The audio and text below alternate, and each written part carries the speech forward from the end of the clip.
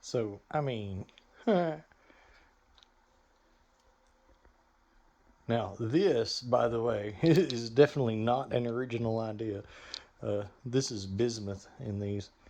So, as the new guy can tell you, the FNs, the the ammo, that those come with or whatever, is actually weighted with bismuth.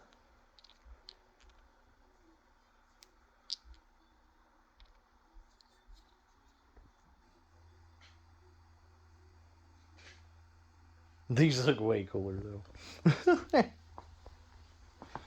Hey, honestly though, my prediction is that these will not feed like our other stuff. Can anybody guess why?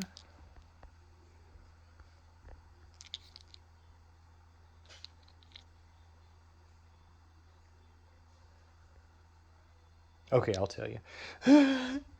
Because all the weight's in the tip. It'll make them tip forward in magazines too easy. That's my guess.